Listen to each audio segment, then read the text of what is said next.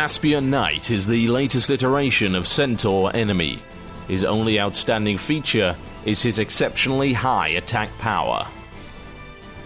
Flagard is a relatively weak boss with solid attack power. He has the ability to cast Freeze 2, which inflicts moderate area of effect damage. His most dangerous ability is Melt Armor, which reduces the target's defense and agility, but also grants extra damage, and is capable of killing in a single blow. Ladies and gentlemen, welcome to Let's Play Shining Force 3. This is Battle 19 outside of Flagard, and as you can see here, we are trapped between a rock and a hard place. Flagard's forces are divided across the battlefield, and that is Flagard himself guarding the entrance to Flagard. We will have to clear him out of the way if we want in. There is a lone wyvern. I have no idea why he's there. So let's get a move on! Oh yes! Let's get a move on indeed. This is not one of the most difficult battles, I must say, but having both of the forces joined together would be unpleasant. So I'm going to skip forward a little bit here. Quite a lot of movement at the start, nothing particularly interesting, and engage with Pen, who fails monumentally to do anything, unfortunately. A little bit of stage fright, I feel. So let's get in there with someone a little bit less random. And we'll go with the sleep magic just to take advantage of the luck bonus there. Since I know I can't kill him in one shot. Unfortunately, even with the luck bonus, no effect whatsoever. We can try with Irene instead. Now, Irene does have offensive magic, and we're not really in range, so we can try a tornado.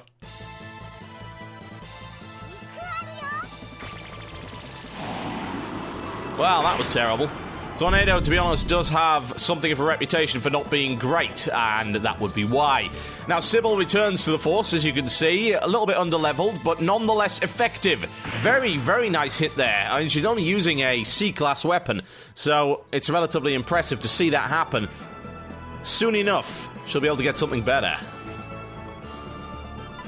Now, we thought we'd seen the last of these, but certainly not the case. Still capable of inflicting some pretty heavy damage. Admittedly, not without a critical hit.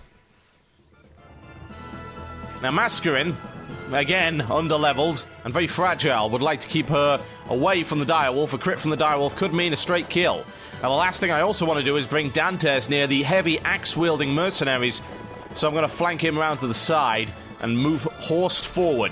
Now, this is a bit of a risk, because Horst has died quite a lot recently, but I feel it is worth it. I want to go for the mage and see if we can take him out in one hit. Which we can. Armored Ball of Fury annihilates the mage, and down he goes. Now it's time to engage his mercenaries. His mercenaries, of course, weak to sword-type weapons. And an absolutely stellar hit there from Kite. 32 damage on the special attack. Now he has been left a little bit exposed there, but I think he should be alright. He's pretty tough, that one. In the meantime, I'll clear this guy out. Show him what a real archer can do. Well, if you didn't have such a stupid name, then maybe that wouldn't have happened. I don't think we're going to be needing that. Now, the force to the left-hand side, as you've seen in many other battles, probably will not move at all. They're just going to hang around. Their AI tells them to stay near the boss in order to make the boss challenging. Of course, if they all ran off and got killed one by one, the boss would be a pushover. Admittedly, that is not the case in later battles, where the boss is quite capable of defending his or herself. Now, it's time to see just how much our defense can hold up to this. No full swing there, but still 8 damage. There's a couple of mercenaries there, so we can expect some relatively heavy damage on Kite, but I doubt we're going to see anything particularly fatal. And there's another straight 8, down to 11 HP, but we've got healers that are coming into range. I don't foresee that being an issue, and we can also move Obright there for the extra defense bonus. Now, I'm sure Obright, as weak as he is, can take this guy down, especially with the attack bonus. Very solid hit there, 17 damage and a level up. Plus attack, plus defense. No complaints to be had there. The Hydra is moving in, which is quite unusual. They usually hang around to see whether or not you're going to head up that way. There's another Aspia Mage. Can we take it out?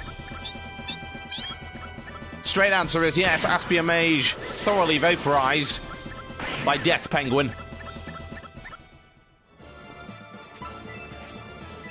Now, let's get to clearing out the rest of this.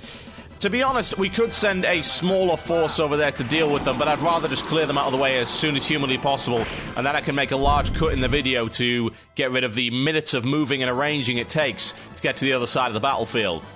It's just easier that way. Hopefully get Kite back up to full health with this one. Although Irene's heals are not that great, so I'm not sure. Not brilliant, but it'll do the job. And a level up there for Irene. I think we'll be promoting her after this battle. Now, Khan is incredibly effective, as you've seen, and the Wing Knights are inexplicably in this particular battle. I believe this is the last battle we will see them, and I do mean it this time, because they are absolutely worthless. Can't expect to see any kind of threat from that. Now, getting Grace forward in order to get Horst back up to full health would probably be a reasonable idea at this point. Particularly bearing in mind the damage he's taken so far. It's more a case of being a little bit concerned that perhaps the Hellhound will run up and do damage to Horst, which might push it over the edge. I don't think the Priest and the Knight would be enough to take him down. But then again, we have seen crazier things happen. Should be able to clear the Mercenary out without too much of a problem. Mercenary is a massive threat to Knights. Not something we really want them to hang around.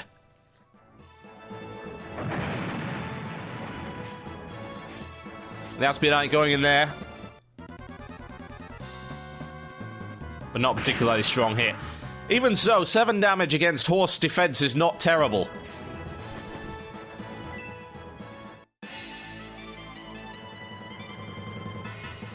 Yeah. Wasted 15 seconds of screen time, in my honest opinion. The Direwolf moving in there, and I would imagine going after Kite. Can we see a critical hit? No, nothing to worry about there. Minor damage at best, with O'Bright managing to deflect the majority of that with his friendship bonus. Now, I don't really want to move in too close here, but getting Masquerin the opportunity to do some serious damage is very important.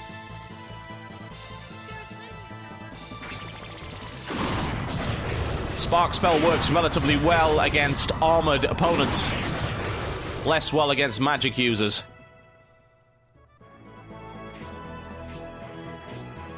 Oh no, Hellhound going in there after Masquerin. This could be unpleasant, but not fatal. Not by the looks of it. A paralyzed attack would have probably killed her. Masquerin, it literally is a giant walking target at this point in the game, and it is not great. Unfortunately, that we weren't able to get rid of the High Priest. The High Priest is a threat, but I feel we could probably take him down before he's able to do anything else. The Aspia Knight, on the other hand, is about to get crushed. Huge amount of damage there. 42, that's almost an entire kill. A special attack would have taken that out in one shot. That is just how lethal Horst is at this stage of the game, with that Revenge Mace. But we got him a few battles back. You know what the best thing is? It's not even the best mace he can get, not by a long shot. Indeed, one would argue, in fact, that the Revenge Mace is probably the weakest rank A mace that he is able to use. Now, eliminating this High Priest is a priority, so let's get him out of the way quickly. Nicely done. And a level 16, plus attack, nothing much else, but then again, what else do we really care about when it comes to Hayward? The Mercenary is still standing around. You'd have thought perhaps they might go for us, but no. Not on this level. The AI is not designed to do that. They will attempt to defend the boss, and no doubt that will be folly. We're just about done with these guys over here. And O'Brien perhaps trying to prove himself here with a little bit of overkill. 32 damage. With the support of Kite, he can be quite a powerful warrior. Then again, to be honest, with the support of Kite, anyone can become a powerful warrior.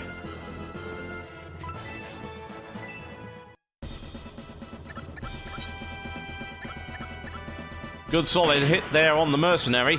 They are very heavily armoured. We can't expect to see one-shot kills with Pen against opponents like that, but still, massive amounts of damage.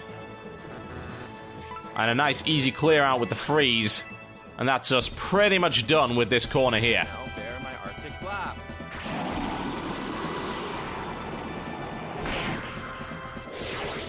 31 damage there.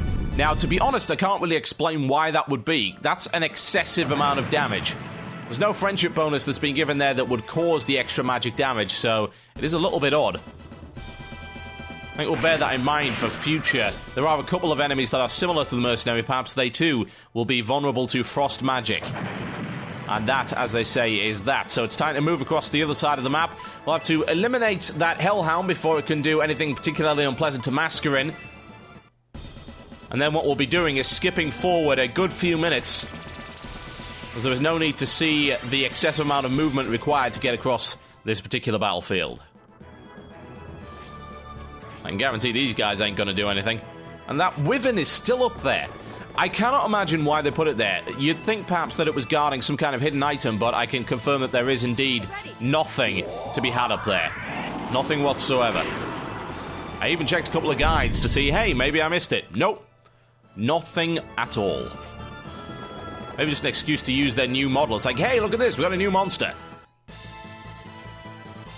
And there's the old monster out of the picture. Okay, of course, we do have one more monster that needs to be dealt with.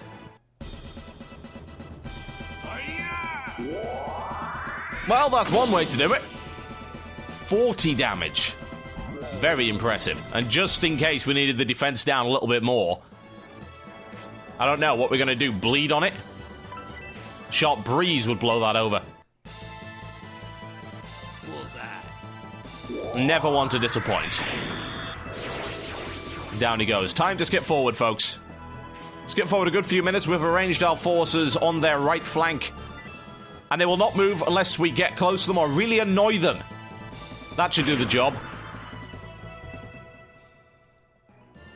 It's now time to engage. This is a very threatening situation. The Aspianites are very dangerous, and they have a big movement range. They could effectively attack anyone within our force at this point in time. Admittedly, with a stun bomb, it's very unlikely. Down goes the Aspian Knight before he's able to do anything at all. 49 damage. Wow. One does not complain at that. And the Wyverns decided to join the party very, very slowly. And in comes the mercenary after Horst.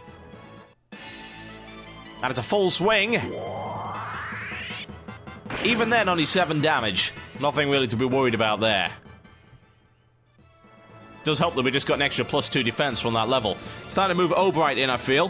What we can do here is we can try and arrange Obright so that he'll be able to lend a defensive bonus to anyone that moves near him. That's very important with the Aspian Knight wandering around. He can potentially do a massive amount of damage. Now, Pen is not in range, but I'd like Pen to be something of a punching bag, so I know he can take the heat. And we'll attempt to sleep this mercenary here.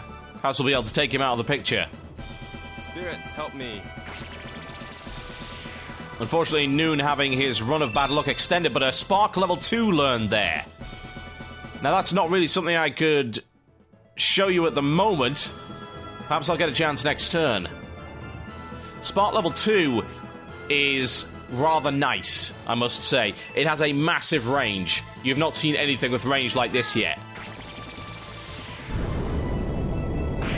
Solid hit there on the mercenary, but Mascarin's still stuck on level 14, which is very disappointing. Level 15 will give her Blaze rank 3, which will give her a significant upgrade in firepower. Quick heal on the horse should get him back up to full strength. So I imagine he's going to take a couple more hits.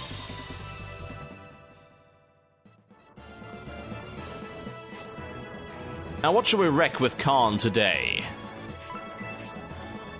We could go after the 17. We could go after the full health mercenary. Can we get a kill? It's a Dragon Claw. And not quite, but close enough. Well, at least the mercenary on a nice and squishy 2 health. Now we've got Grace moving in here, and we could use a support spell, but I have a feeling it's not going to be that effective. It's going to affect people who, well, quite frankly, don't really need it, like Pen and Khan. So, what we shall do, we're going to switch out, and we're going to use the Power Ankh, which allows us to cast Tornado. As Grace sitting on level 1 at the moment, a kill would be very, very helpful, particularly on one of these larger creatures, because the amount of experience you can gain, huge. Now, of course, there's absolutely no reason to use rank 2, but nah, why not? Nearing the end of the fight, and Grace has got plenty of mana left. Nice solid 14 damage there, down he goes, and 49 experience, which is the maximum amount you could ever gain from one kill. Very good indeed. That is what happens when you promote your characters. They get a massive XP boost. Now, I don't want Sybil too close to that mercenary, quite frankly. Unfortunately, the Aspia Knights decided to go around there. Oh, bloody hell. This is becoming sadly predictable. Seriously, next time I deploy her in a fight, she's getting like a bodyguard on all 4 sides. This is getting stupid.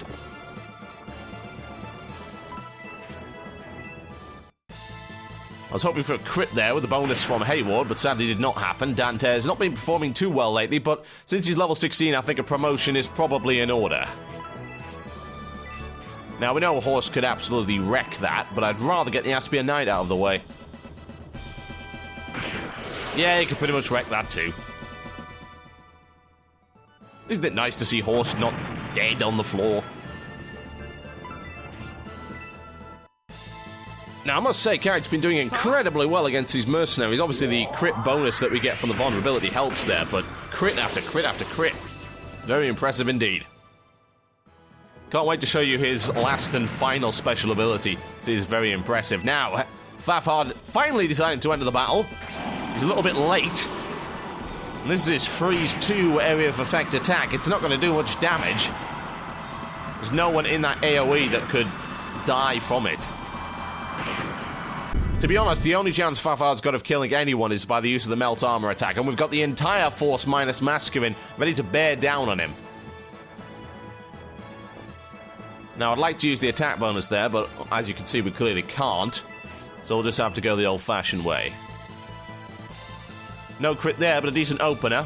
Only 10 damage, that's thanks to Flagard's very high defense. Now, Obright can benefit from not 1, but not 2, but 3 friendships here. And it pays off. Boomer throw and 30 HP damage, very impressive. Yeah, he's getting there.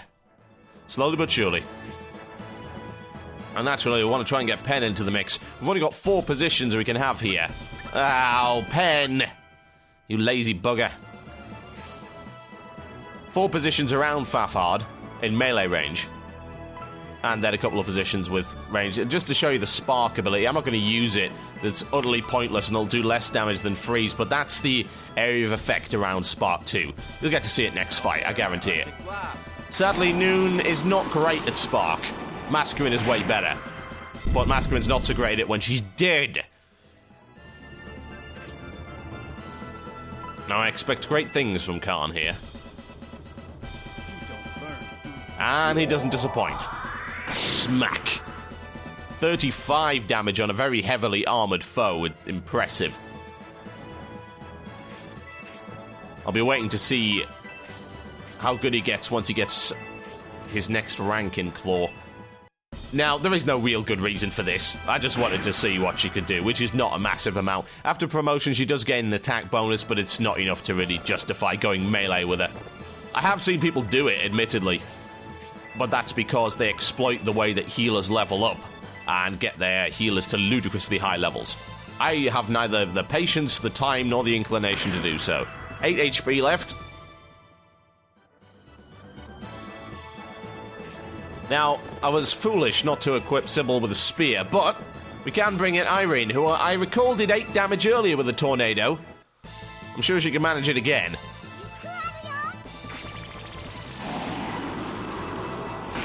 Down he goes. Ladies and gentlemen, you've been watching Shining Force 3, Battle 19. I will be back with Battle 20 in Flagard. Thank you for watching, and good night.